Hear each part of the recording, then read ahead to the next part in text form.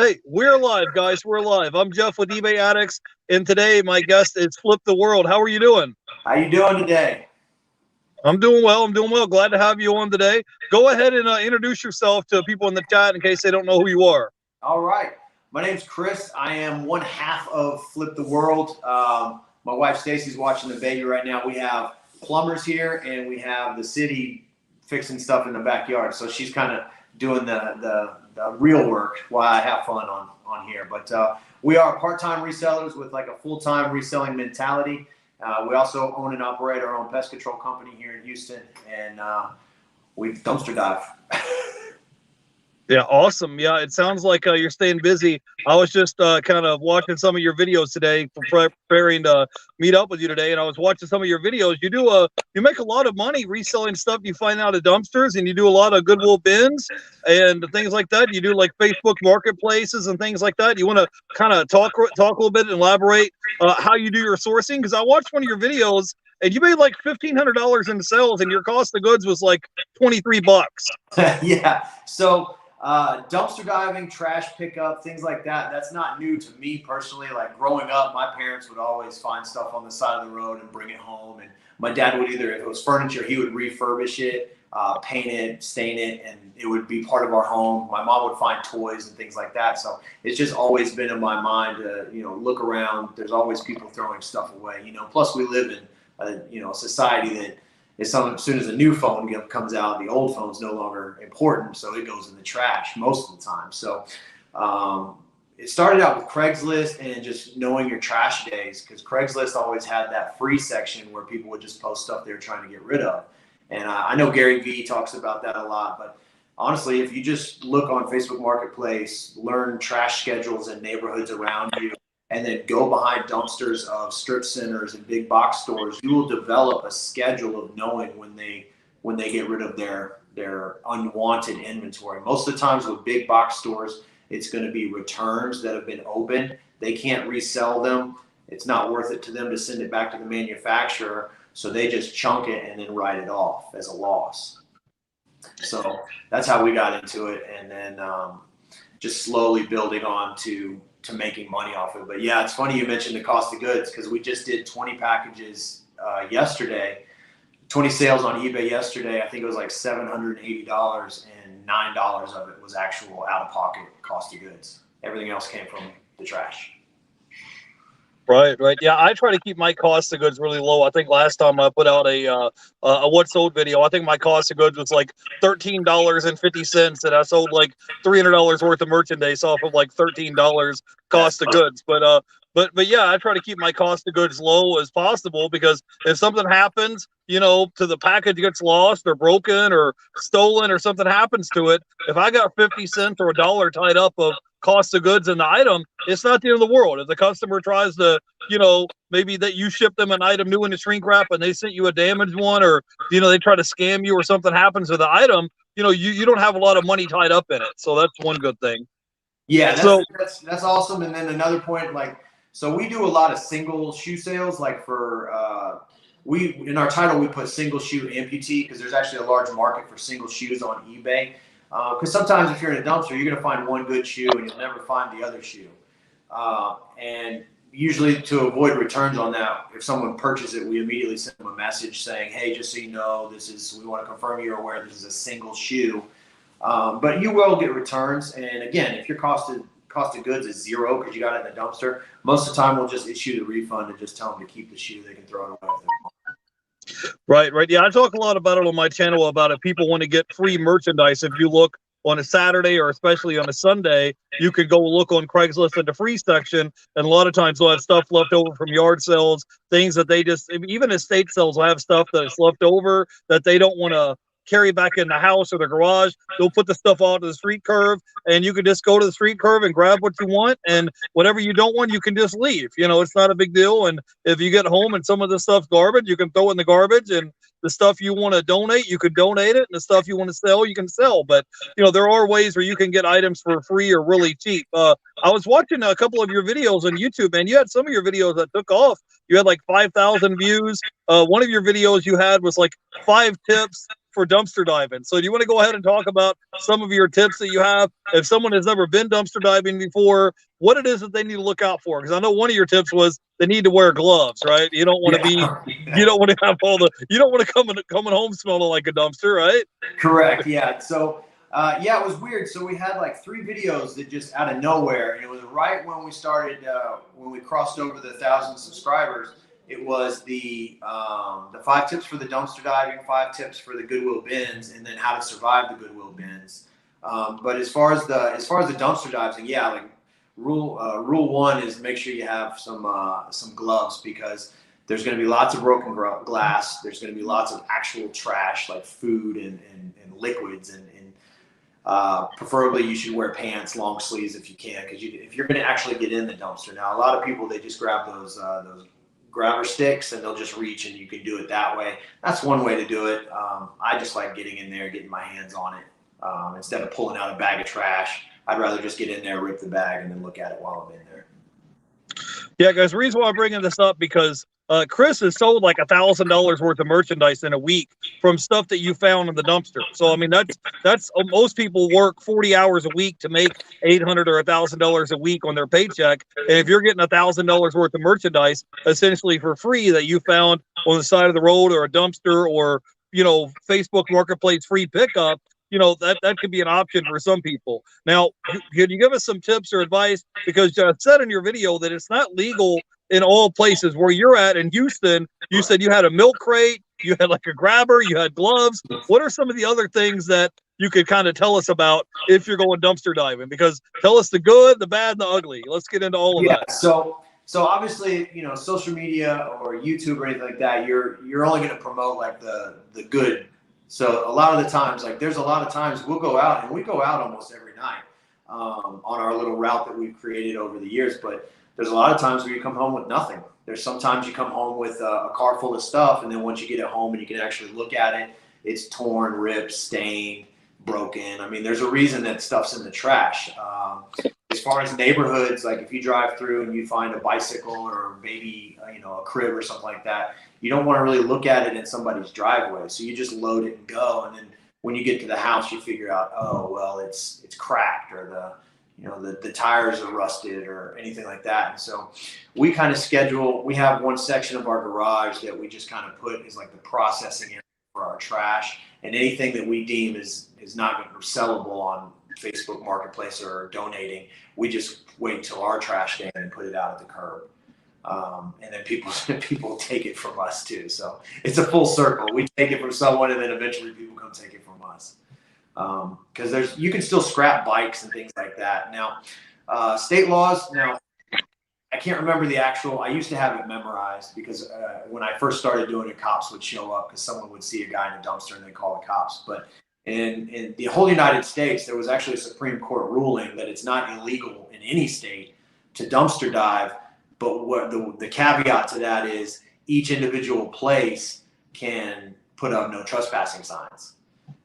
So in Texas, as long as it's not behind a fence or have a lock on it, free game. Now, a cop can come by and say, hey, the manager said that no one's allowed in their dumpsters. And that's really it. It's just like a verbal warning, and you just go on your way. And you kind of put a note, I can't go to that dumpster anymore. But so far, we haven't had any issues, and we've been doing this quite a while. Now, the cops do come, but we're always, cooperative, ID, what are you doing? Oh, we're resellers, we dumpster dive, we've been doing this. They usually are pretty cool. Sometimes I'll just tell you to leave, and then that's it. All right. First of all, I wanted to say hey to Flippy McFlipperson in the chat. He says, "What's up, Chris?" with like 5 exclamation marks. So thank you for coming in and hanging out. Now, I want to talk about this weird item that you found in the dumpster. You found an amputee leg. Now, is this a true or false? Tell us a story about this amputee leg, and tell people how much you actually sold this amputee leg for, because they won't believe me if I tell them.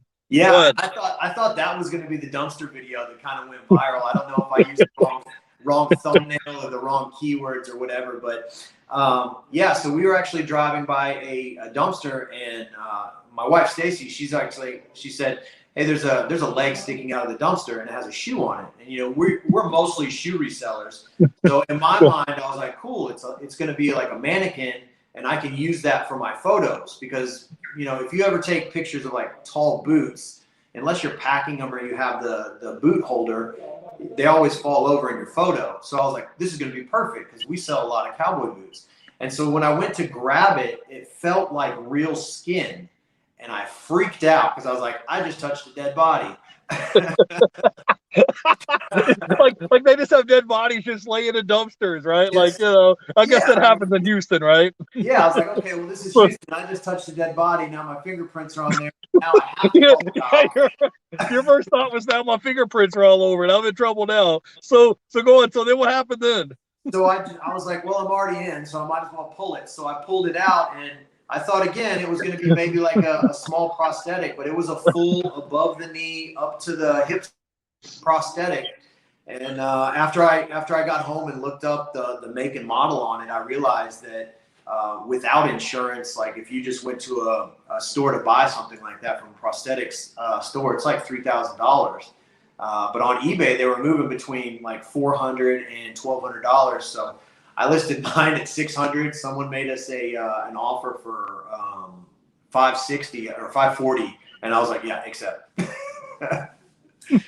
So the thing is, like, that really trips me out is that you found this amputee leg and it's just like boing, just sticking straight up out of the dumpster. So you reach in there and grab it. You think it's a dead body, and you pull the leg anyways, not knowing if it was the person or not, right? So you pull out this amputee leg, and you're like, "Hey, I got an idea. Let's sell this on eBay." So you flip this amputee leg that you found in a dumpster, and you sold it for like $500.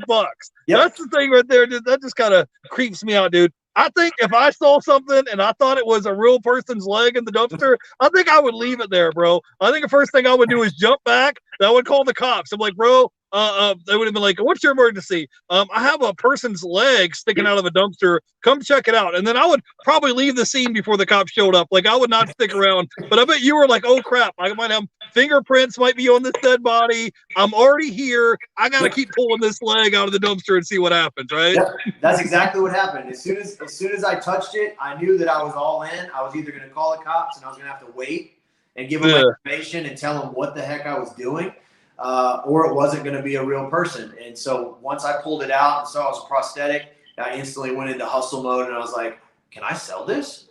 Because you know how you can, I mean, you find CPAP machines all the time and breast pumps all the time on Craigslist and Marketplace, but you can't sell them on eBay. Now you'll see people that have sold them, but if you try it'll get pulled off pretty quick. So I was like, okay, they're not going to let me sell a prosthetic on eBay, but sure enough, you can. And it sold $540, and I bought a golf box. It's 40 by 12 by 12 for golf bags, and I just put it in there, filled it with peanuts, and shipped it. It was like $37 to ship it. UPS ground. All right, awesome. I wanted to say hey to LKL Graphics. Keith is in the house. He said made it a little bit late. It's all right. We're just hanging out here talking to Chris. He's telling us all about how to make money on eBay, reselling part-time. One of the things I wanted to get to is you said that you made $10,000 in sales on eBay in 90 days part-time. So I want you to kind of talk to you, because I get people that message me saying, well, I have a full-time job or I have a family and you can't make money on eBay because of all the fees. And I'm just like, yeah, here's a trick. If you list the item on eBay, it will sell. That's the whole thing. And it's like, if you put the work in and you just list it, then it will sell. That's like the number one trick, like just actually listing the items. So go ahead and talk a little bit about the story about how you did that, because you know your cost of goods was really minimal out of the $10,000 worth of stuff that you sold. So give us a backstory on that, because you're able to do that with a wife, with the kids, with a family, with a full-time job, and still made like $10,000 in 90 days in sales on eBay. So talk a little bit about that in case someone's in a similar situation. For sure, and that's part of the reason we do the videos and stuff, is to show like we have a very, very chaotic life. Like, you know, 8 kids, plus we run our own business, plus doing this. Like, if we can do this, anyone can do this. So hang on, talk about, you didn't tell me you ended about 8 kids. I think you had like 1 or 2. So listen, guys, if you're in the chat and he just says he has 8 kids and he's able to do this, and he has a full-time job and is able to take care of his family, if you have any number of kids less than 8, you should have no excuses after watching our video. Exactly. 8 kids, bro. That's a lot. Go ahead. I didn't mean to interrupt you, but that kind of threw me for a loop when you said 8 kids. I was like, man, 8 kids. That's a lot. Like I have 0. If I had 1 kid, I would be like getting 4 hours of sleep. So with 8 kids, it would be a lot. I didn't even mean to interrupt you. Go ahead. No problem. That usually when we throw out that number, everybody just stops. But somehow we managed. Now the 2 oldest, we will say, are out of the home. They both enlisted into the Army. One stationed in Kansas right now, and the other actually just turned 18 like 4 days ago, and he is heading to South Carolina for basic. So we're down to 6 in the house. So still there's 8 of us, but if we can do this with everything we got going on, anybody can do it. But as far as the 10K and 90-day challenge, really the way that we were able to get our inventory, our cost of goods down is because we have the bins, the Goodwill outlets in Houston. We have like 4 of them. They're opening 2 more. So we had 0 2 years ago, and now we have 4 locations. We have one about 4 miles from our house. So to keep our cost of goods down and to get inventory, what we would do is we would just go to the bins on the days that we didn't have a full schedule for pest control. So we were only sourcing twice a week, Tuesdays and Thursdays usually, and we'd spend about 2 hours there each day and just concentrate on looking up the items that are the sell-through rate is higher than 50%. You'll hear Hustle and Hooks. They do a great job of breaking down how to check sell-through rates on eBay, but the main way to maximize your profits without doing all of the full-time work is to make sure that the things that you're buying to resell have a good sell-through rate. So we would bring home 30 pairs of shoes that we knew had a 50% or higher sell-through rate. So if we priced them right, we would be able to move them within 90 days. We would clean and prep them, and instead of listing all of them at once, we've started staggering our listings. So every night, instead of being overwhelmed, our goal was just list 5 things a day. That's it. Just 5 things a day, every day, and just stay consistent with your listings. As long as you're feeding the beast, you're going to see sales. And that's we still do that to this day. We've outsourced our listing now to a company called Hammock, but as far as what we send to them, we'll send them all the pictures for everything we have cleaned and prepped, and then they'll do all of our drafts in our eBay store, and then we're still only pushing through 5 a day. Instead of pushing all of them, we just do 5 a day. That way it's consistently just adding to your inventory.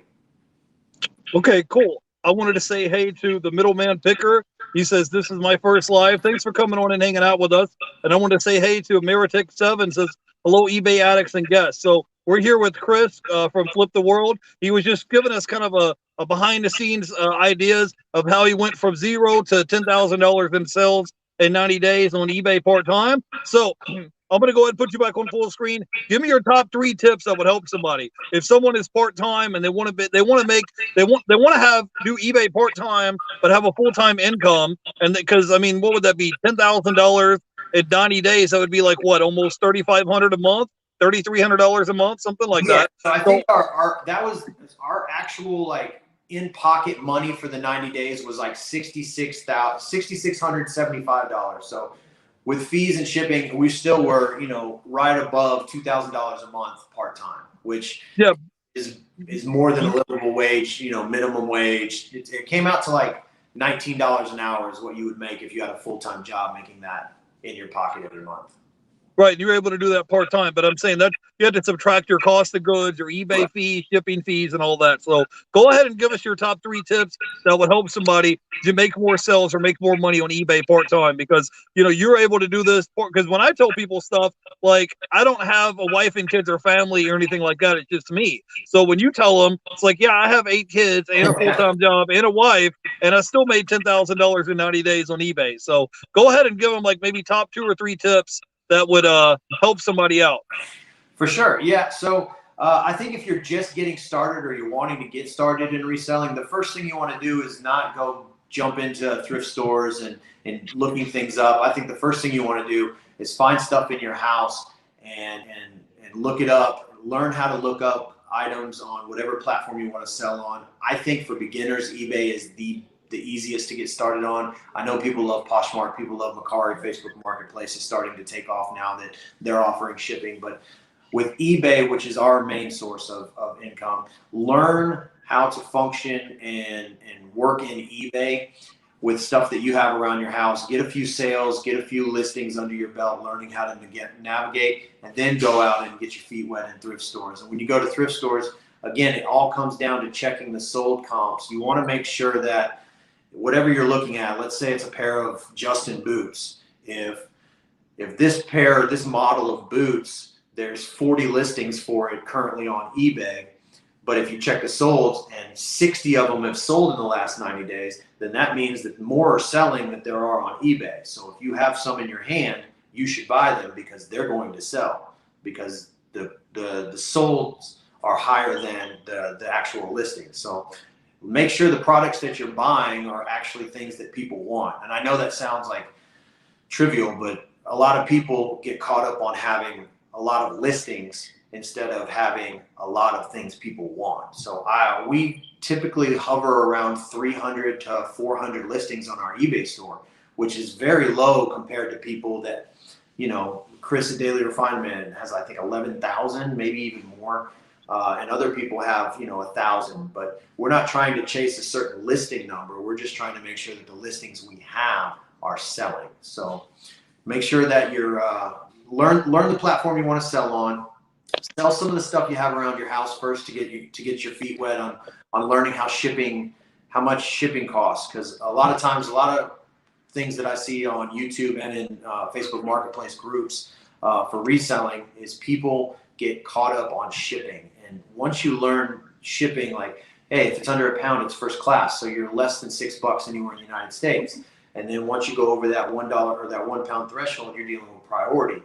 I think learning the shipping weights, and if you want to do free shipping or calculated shipping, is going to be a huge advantage before you just go spend $100 on stuff and then you just have a death pile at your house. Because that's one thing I can say that we do not have, is we have no death pile. If we get something, the way it worked for the 10K and 90 days is if we got stuff on Tuesday, it had to be cleaned, prepped, and listed before we would go out on Thursday, because no death piles in this house. We got too much going on for death piles. So just learn the system that you want to be on as far as platform, sell some stuff, and learn about shipping, so you don't put some pair of shoes for $20 free shipping. Somebody buys those shoes that lives across the country, and it's going to cost you $14.15 to ship them because they're 3-pound shoes, and now you're $20 minus $14.15, and then you still got eBay fees and your cost of goods, and so now you're in the negative, and that's going to make you not want to be a reseller, because you're going to think that it's the shipping fault instead of you just learning the shipping method. Okay. All right, awesome. Let me catch a few people in the chat. I wanted to say hello to Katie Reed. She says, wow, I love the discipline. I wanted to say hello to Steve from Resell Dojo. And I wanted to say hey to the Middleman Picker. He says yard sales are better than thrift stores, higher profits. And Middleman Picker says, congratulations on the 2 older kids, because I'm a military veteran and I have a daughter in the Army. Awesome, awesome. So Awesome. we were just here hanging out with Chris from Flip the World. He was just talking about how he did $10,000 in sales in 90 days on eBay. Now, I wanted to talk to you about, what is your sourcing strategy? Do you go out sourcing 4 or 5 days a week? Earlier, you talked about when you were doing dumpster diving that you had kind of a route mapped out. Like, what is your technique and strategy as far as the sourcing? And go ahead and talk a little bit about that. Okay. So whenever we go to the bins, we are strictly Goodwill outlet or Goodwill bins resellers. I used to have a route in Houston because there's like 30 plus thrift stores within a 20-mile radius of my house. So I would actually have a route that I would run like multiple times a week. And then they opened up the outlets. So now I strictly go to the outlets. We'll spend maybe about 3 hours there. And we're predominantly looking for shoes and hard goods. We really don't mess with clothes unless I just happen to know something or see it and everyone else is missing it. We just kind of narrow down what we want to sell, because once you get really good at a specific niche, if you just stick with that, you're going to see increased sales, because you're going to be learning more about that one specific category. So our main category, I would say about 80% of what we sell is shoes. And then the other 20% is random dumpster. So that's what we kind of call it. They're just random dumpster finds. And as far as our schedule, we still stick to a 2 days a week sourcing.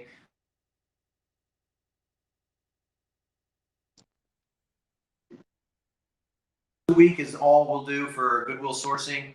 Usually, so we went a few days ago. I think I picked up 27 pairs of shoes, and that's enough for us to go, 4 days, and then we'll go back and get some more, because in between there at night we are going on our little dumpster route behind the strip centers. Usually it's the strip centers that are going to have like Ross, Target, Guitar Center, Burke's Outlet. Like all those are always in the same like shopping centers, at least here in Houston.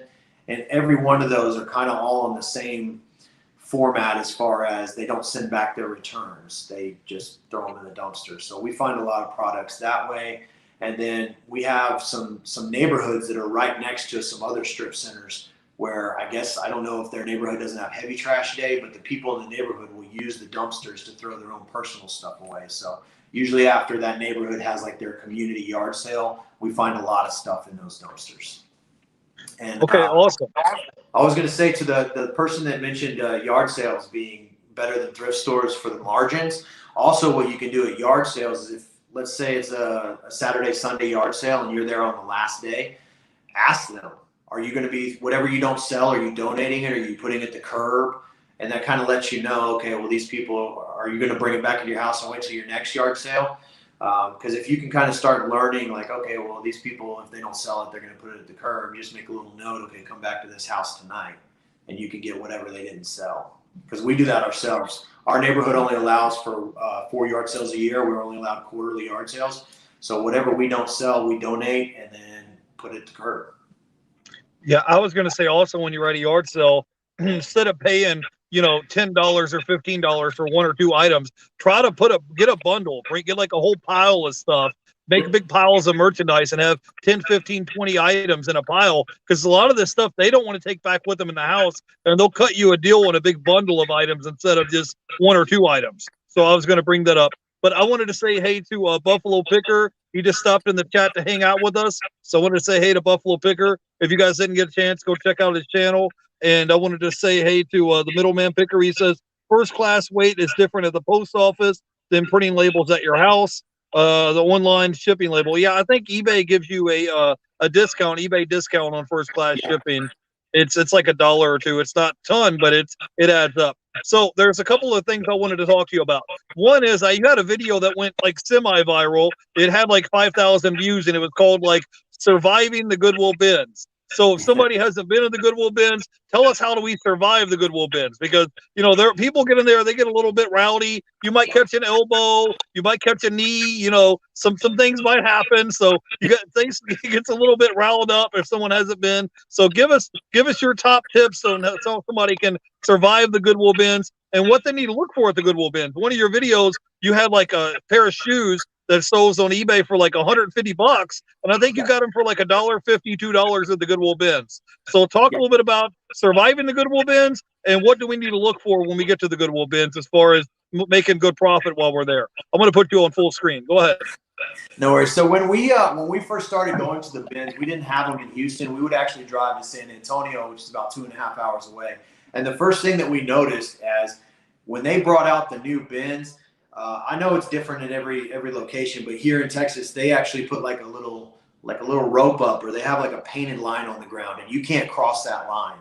And then they would bring the bins out, and then the manager would say, go. And when they say go, it was a free-for-all to the point where people were pushing and shoving. And initially I was like, I don't think I'm going to be cut out for this, because I'm getting calmer as I'm aging, especially with the children, but I don't want people pushing me or elbowing me. It's going to rile me up. So originally what I wanted to do on YouTube was it was going to be called Bins Fights. And I was just going to film people fighting at the bins. I wasn't even going to talk about reselling or anything. I was literally just going to film people fighting.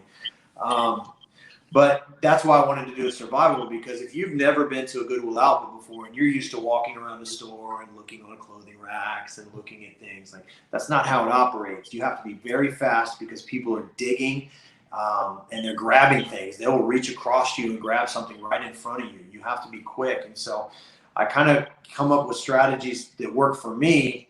And I know it's going to be different for everyone, whether male, female. You know, I'm a big guy and I'm scary looking, I guess. But my wife will get in there and she just kind of does the same thing I do, and it seems to work. So I don't go to new rows as they come out. I know that's going to like blow a lot of people's minds, but I find most of the stuff in the rows that have already been gone through because we do shoes. I know a lot more brands than what most people are looking for. So again, with shoes, people are going to be looking for Nikes, Reeboks, Adidas, you know, your big brands, but they're skipping out on Vionics. They're skipping out on Morocco boots. They're skipping out on, you know, Musashi boots and Tiva sandals and Chacos. And these are good sellers. These are daily sales of brands that people they just skip on at the bins. So when you first go in, if you see a new row, I would say just stand back. Don't grab a cart. Just stand back and take in the atmosphere. Watch a new row come out, see how the people react. You can kind of make a mental note on who you want to kind of steer clear of, because they're everywhere. There's going to be the people that are a little more aggressive, so you just steer clear of them. We grab a cart, and the first thing we look for is a blanket to put over our cart. Now, I know some outlets don't allow you to set your cart up against the wall, but in Texas they do. So we grab a cart, we put a blanket over it, and we put it in our corner. Everybody that goes to our bins kind of knows that we have a corner because we go there so regularly. But just put it up against the wall. I don't like carts in the aisles because the jams, people use them like to block people. And basically, I treat the Goodwill outlets like you would treat prison. There's certain rules that are unwritten that you just want to make sure you're following. So grab a cart, throw a blanket over it, and then you have your hands ready. You can grab items. If you're a clothes reseller, it's a free-for-all because they're just piles of clothes you have to dig through. If you're new, I would say look at toys, look at shoes, and look at hard goods because those are going to be the easiest ones to go through. You can tell right away if the shoes are bad or broken or ripped or torn or smell. You can tell, you know, plush is very, very, very resellable on eBay. You might not make the most money, but it will sell.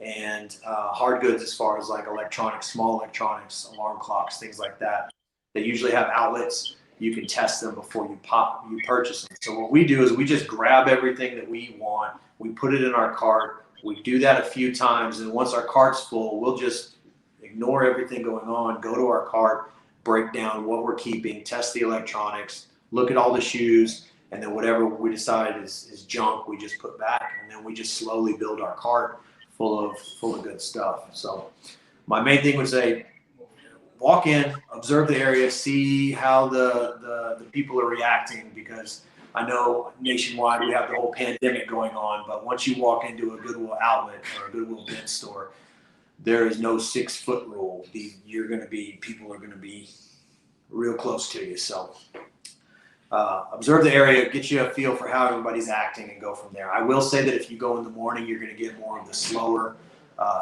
crowd. It's usually in the afternoons close to closing when you're going to get the 9-to-5ers that come after work, like the part-time resellers that are going to be a little more aggressive because they are already they've been FOMOing about it all day while they're at their desk job. Like, oh man, I bet the bins is crazy. I'm missing all this stuff. So morning times is going to be your best, but I would stick with shoes, hard goods, and toys for sure.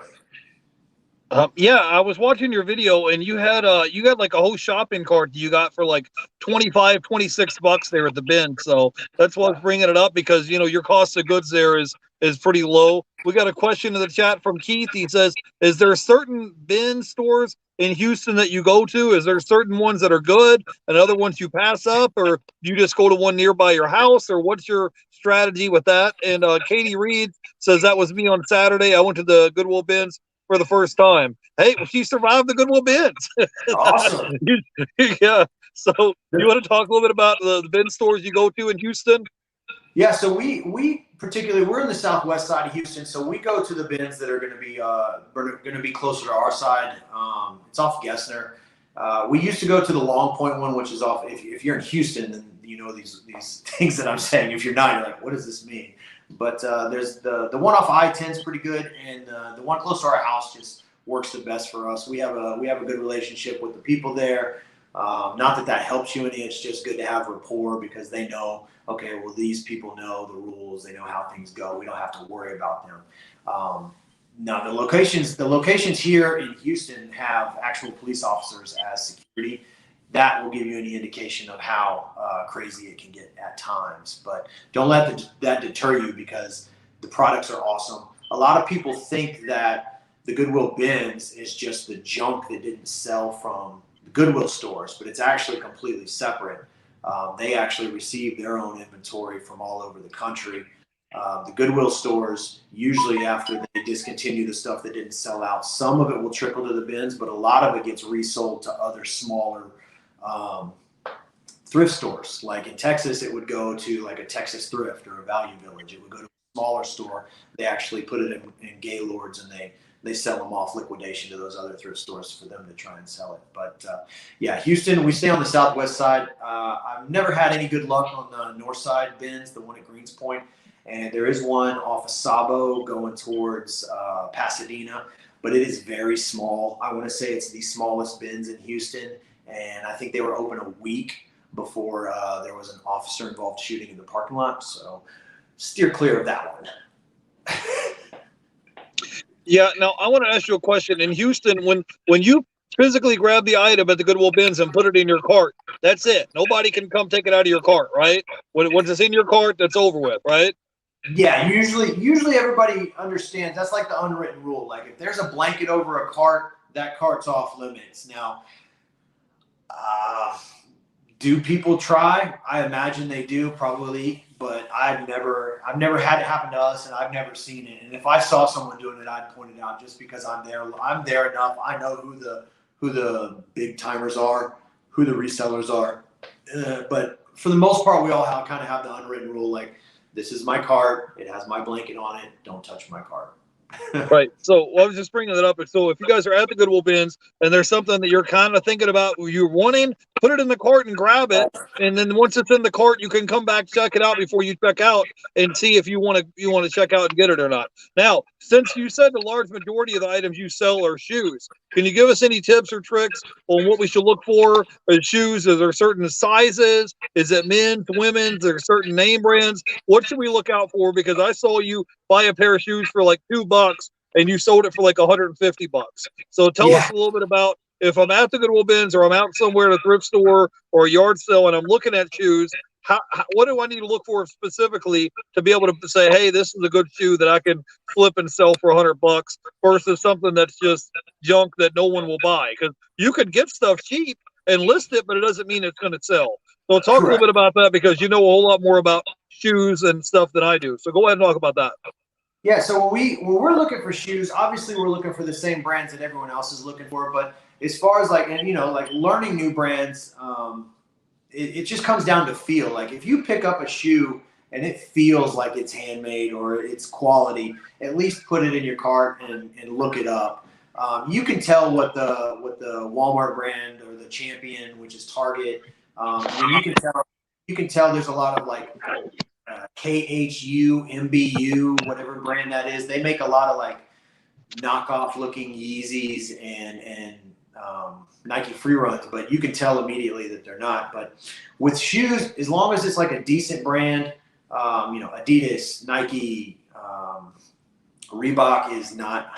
I only wear Reebok. I took my shoe off so I can kind of show you guys a test that I do at the bins. But I'm a Reebok classic guy. I have been since a kid. I know nobody wears Reeboks, but I love them. If you find shoes, you're going to want to make sure that the midsole's good.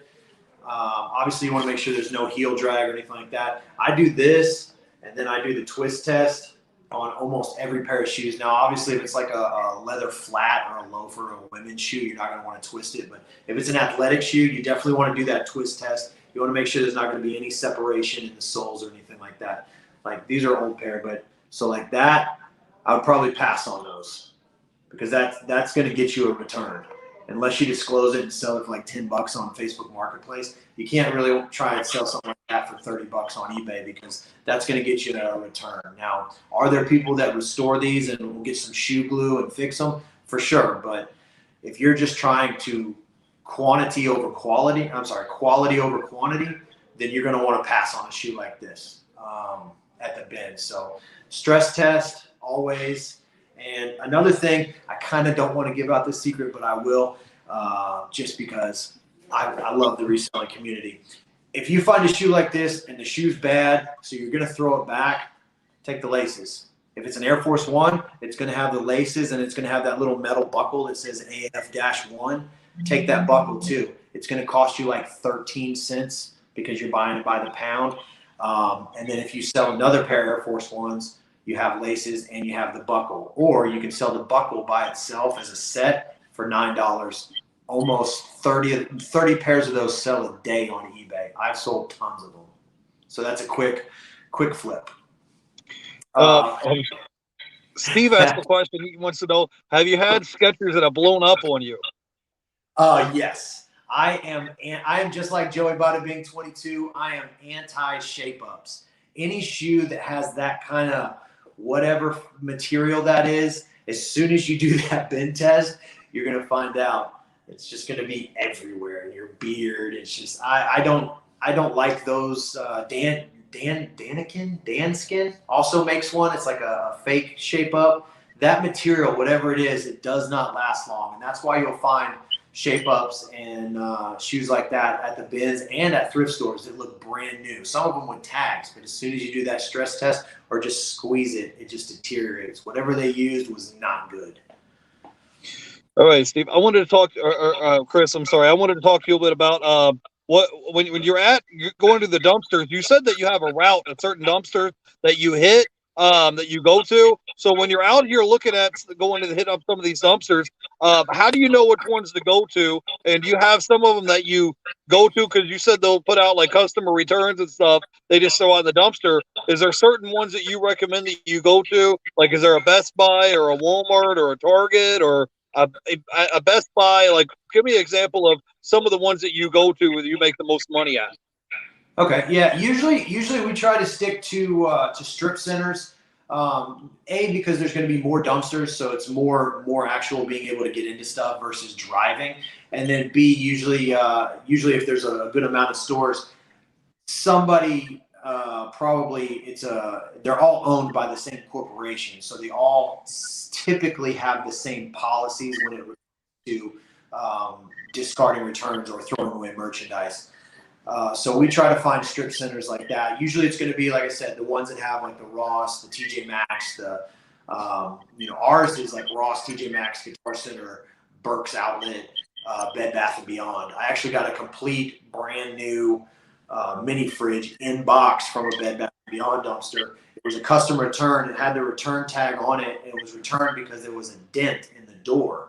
They can't sell it. They can't resell it because it's an open item, because it's damaged, and it would cost too much for them to ship it back. So they just chunk it. They write it off their expenses for the month, and of course, I'm sure at the end of the year they get a little kickback anyway for writing off their inventory. So we try to stick to those kind of strip centers because they have more dumpsters to go through. Also, they usually separate their dumpsters. At least here, there'll be the blue dumpster means trash, the green dumpster means recycle. So we also not only dumpster dive there, but we go to the green ones for packing material and free boxes. The cool thing about like Burke's and Ross, if you've ever been to a Burke's outlet or a Ross or a Marshall, they don't sell shoes in the box, but a lot of times they get the shoes in the box. So if you go back to that recycle or the dumpster, you will find empty shoe boxes full of packing material. Whenever we sell shoes, we like to pack them just like when you buy them from the store. We like to pack paper in there. It keeps that toe box nice. So when you open their package, even though it's a pre-owned shoe, it doesn't have that crease and it looks nice. I see a lot of people that'll pack Adidas, especially boots, and they'll just smash them together like that and then wrap them and throw them in a poly bag or in a box. But packing, as long as you're getting the tissue paper for free behind dumpsters or out of the recycle dumpsters, you might as well make your presentation look better. So that's why we stick to strip centers. Okay, Meritic7 asked the question. He says, do you find any good Italian dress shoes?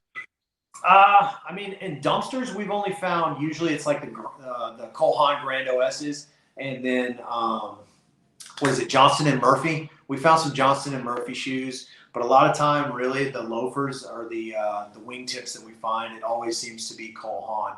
And I remember it was a few years ago, like, Grand OS's were like $60, $70 used, and now the market is so flooded.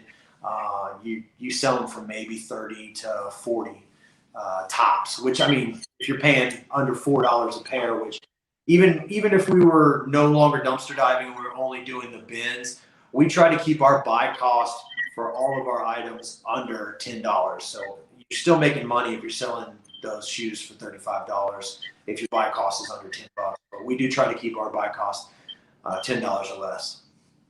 Yeah, for sure. Eric7 says, do you do retail arbitrage from Ross and Marshalls as well?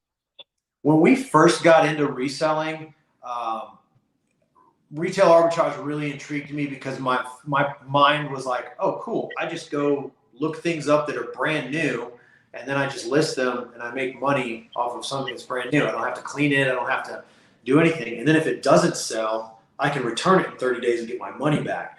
And then it's a great business model. For us, the reason that we don't do it really anymore is because you have to front a lot of money if you're doing it on a scale like, oh man, I always forget his name. There's a kid in El Paso on YouTube that does sneakers from Ross. He crushes it, but he'll go in and he'll buy like 40 pairs, and that's tying up a lot of money. And I don't want to tie up a lot of money like that, especially with the chaos that I have going on here. So retail arbitrage is great. It just wasn't something that was working for us because of how much money you had to put up front. Okay, awesome. Yeah, I definitely agree with having low cost of goods when you're merchandise, if you can do that. So we've had you on the show for about 45 minutes. Before we let you go, I want you to give us your top 3 or 4 tips that you could give somebody that would help them with their reselling business, help them make more money and make more sales. So if you have 2 or 3 off the top of your head that you can share with us. Yeah, I mean, number one, just start. Like, don't just sit in your bed or in your office or wherever you work and just watch YouTube videos of people showing you and telling you that it can be done. Just do it. Just take the jump and sell some stuff that you have lying around your house. That's the only way that you're ever going to learn is to just do it. I mean, really, even if you're an experienced a reseller, which we will never say that we're experienced by any means, we just we kind of learn as we go. Like, we're always learning about new brands, and we're always learning new tricks for cleaning shoes and better ways to pack. And when we, for like the first year we did this, we didn't even think in our mind to include thank you cards in our sales. And now we have little custom cards that we put in, just asking people for feedback. And once you have a higher feedback, you become top rated, and people are more trustworthy to buy from you, especially if you sell used goods. Because so little things like that, just jump in, find some stuff around your house, even if it's like a band T-shirt or something you have lying around your house. Even if you sell it for $5, it doesn't matter. You're getting your feet wet. You're learning how the shipping structure works on, let's say, eBay. You're learning how that they do it. You're not going to open up too many. I wouldn't go jumping into cross listing and all that. Just start with one platform, learn it, and just grow. And trust me, I have a lot of friends since I started doing this and we started putting out videos on YouTube. They're like, dude, I thought you ran a pest control company. I didn't know you were doing this on the side. I'm like, yeah, I just never talked about it. But yeah, I've been doing it for a while. It's actually what we used to fund us opening up our pest control company, was reselling, so we could buy the chemical, get our licensing, and get our truck and get everything up and running. Because before I owned my own pest control company, I ran another man's pest control company. And after 7 years of doing that, I realized that I was, I don't want to say smarter, but I was smarter. So we opened ours, and we used reselling to fund that. So just start, find stuff around your house, sell it on Facebook Marketplace. Once you get that taste of your first flip, it's going to be like getting a tattoo or the first time you tried, your favorite soda. You're going to be hooked. Yeah, I would focus a lot of attention on trying to get your feedback built up. And once you have over like 100 feedback, you're good. You can buy stuff on eBay too to get feedback. And focus on getting your focus on getting your feedback built up. And then try to get stuff that you can said, like laying around your house. You can get stuff at yard sales, thrift stores, Goodwills, pawn shops, Goodwill bins. Just try to get stuff cheap where your cost of goods is really low, and then just snowball effect of reinvesting your money back in your business. Hey, tell everybody where they can come by and check you out, on YouTube and Instagram. Let them know where they can come on and check you out at. What's up? All right, guys. We are at Flip the World TX on Instagram. Flip the World, regular Flip the World on Facebook. We have a Facebook page, and then YouTube, it's just Flip the World. And one other thing is, if you tell people, I know you're going to see a lot of YouTubers are going to say this, especially about reselling. Just tell people what you're doing, even if you're just starting. Just say, hey, I'm starting reselling, or I'm starting dumpster diving.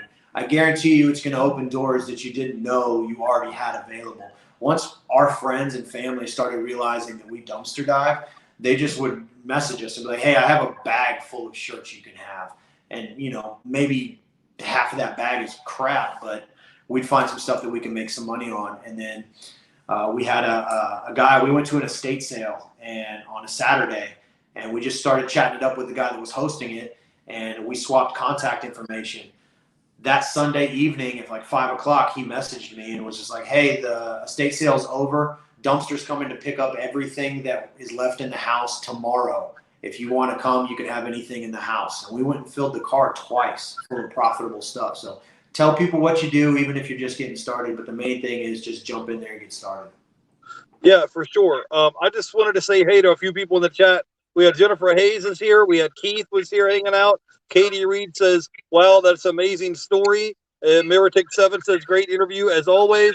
Good info, Flip the World. Thank you guys for coming on and hanging out. And they said Hustler Hacks. That's the guy you were talking about earlier. Yes, that did the retail arbitrage. So, yes, anyways, give me your final thoughts, and we'll get you out of here and we'll let you go. I'm going to go list shoes, honestly. I will not list. I'm going to go clean some shoes and get them ready, and then plan on my dumpster attack for tonight. But, again, that's the best thing I could think of. Just get started. We know we're all dealing with the same thing as far as the economy, and there is money to be made out there for people. There's a lot of people unemployed that are looking for ways to get in. And sometimes watching, like, bigger YouTube people, it kind of gets you down because you're like, well, they're on this level, and I'm right here. So just get started, snowball it. The money's there. You guys can do it. There's lots of people on YouTube that you can follow. You have a catalog of interviews of great people that'll give you resources. So thank you for having us. Shout out to my wife, Stacy, for holding the kids down and keeping them quiet and keeping the plumber quiet. Awesome. Tell people about your show that you have tomorrow with Daily Refinement. You have it tomorrow? Yes, tomorrow at, I think it's 1 my time. So it's 11 a.m. on the Pacific Standard. I'm going to be doing a podcast with Chris with Daily Refinement and Hammock. Hammock, if you're not familiar, is a new listing service. It's basically a virtual assistant. You submit photos and condition only, and they do the rest. They look up the comps. They list everything. They do the title. They do the description. You submit photo and condition. It's about $1 to $1.45 per listing, so you can just factor that into your listing price, which you set up when you sign up with them. And they take the hard part, or for us, the hard part was listing. Sourcing is fun. Everyone loves to source. Everyone can clean, prep, take photos. But a lot of times where people fall off is on the listing. So we're concentrating on our strengths, which is finding products, and they're taking care of our weakness, which is getting them listed for us. Awesome. So you could go follow Flip the World. His links are in the description down below for YouTube and Instagram. You can go check out his hangout with Chris from Daily Refinement, and I have Jakob Vins will be on tomorrow at 4 o'clock. So at Eastern time. So I'll see you guys then. You guys have a great day, and I'll catch you on the next one. I want to thank everybody in the chat for hanging out with us, and I want to thank Chris, Flip the World, for coming on and hanging out with us. And I wanted to say hey to Cali Reseller Lewis. You guys have a great day, everybody. Catch you later. Bye. Thank you so much. Bye.